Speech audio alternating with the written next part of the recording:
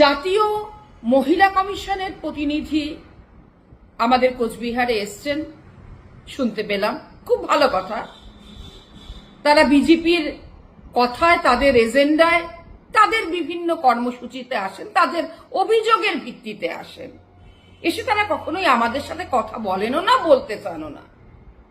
এবারে আমি মহিলা কমিশনের কাছে একটা প্রশ্নই করতে চাই যে আপনারা কুচবিহার আসার আগে কি একবারও কখনো মণিপুর যাওয়ার তাগিদ অনুভব করেননি? মণিপুরে যেখানে মহিলাদের নগ্নভাবে প্যারেড করানো হয়েছে, প্রধানমন্ত্রীও একবার সেই খবরটা অবধি নেননি।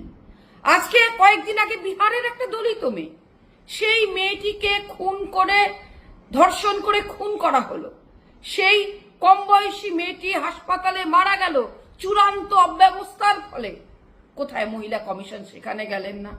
এই রাখির দিন উড়িষ্যার একটি হসপিটালে একজন নার্সকে হাতের তালুতে সূচ বিধিয়ে তাকে হত্যা করা হলো।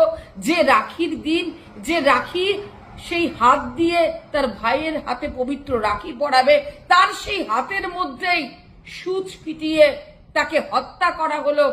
জাতীয় মহিলা কমিশন একবারও তার খোঁজ নেওয়ার প্রয়োজন বোধ করলেন না। বারে বারে পশ্চিমবঙ্গ এবং কুচবিহার জেলায় বিজেপির আওলানো বুলি আওড়াতেই শুধু আপনারা আসছেন।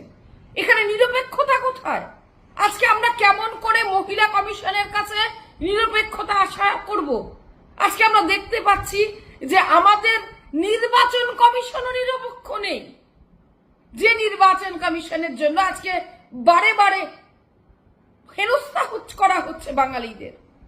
আজকে আমাদের কোচবিহারের আরতি ঘোষ, যে 18 সনের পর থেকে তার শ্বশুর বাড়ি নয় বাবার বাড়িতে আছেন, আসাম সরকার বারবার তার যে এনআরসি, তার যে আবেদনপত্র, সেটাকে নামঞ্জুর করে দিচ্ছেন। আমাদের মোমেনা বিবি, একজন 60 মহিলাকে 3বার আসাম সরকার তাকে নোটিশ পাঠিয়েছেন তার নাগরিকত্ব প্রমাণ দেওয়ার জন্য।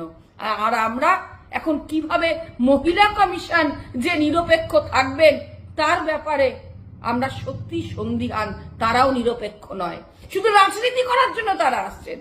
আমাদের পশ্চিমবঙ্গে মমতা বন্দ্যোপাধ্যায়ের ক্ষমতায়ন, মহিলাদের ওমেন এম্পাওয়ারমেন্ট, মহিলাদের ক্ষমতায়ন যেভাবে করেছেন সামাজিক অর্থনৈতিক ভাবে, এবং মহিলাদের এই ক্ষমতায়নের মধ্যে দিয়ে, রাজনৈতিক ক্ষমতায়নের মধ্যে দিয়ে, এবং মহিলারা নিরাপত্তায় রয়েছে আমাদের বাংলায়। আমাদের এনসিআরবি রিপোর্ট অনুযায়ী আমাদের বাংলা অসুরক্ষিত জায়গা নয়। বারে বারে বাংলাকে অসুরক্ষিত বলে আখ্যা দেওয়া হচ্ছে, এটা অত্যন্ত নিন্দনীয়। এবং আমাদের কোচবিহারকেও বারে বারে অসুরক্ষিত এবং অনেক নানা ধরনের আপত্তিকর মন্তব্য করছেন, এটা সত্যি নিন্দনীয়। তাই মানবাধিকার কমিশন, আমাদের মহিলা কমিশন, নির্বাচন কমিশন, সবার কাছে অনুরোধ, নিরপেক্ষ থাকবে, নিরপেক্ষতা বজায় রাখবেন। এবং আমরা মমতা বন্দ্যোপাধ্যায়ের তার শাসনকালে আমরা সত্যি ভালো আছি, সুরক্ষিত আছি।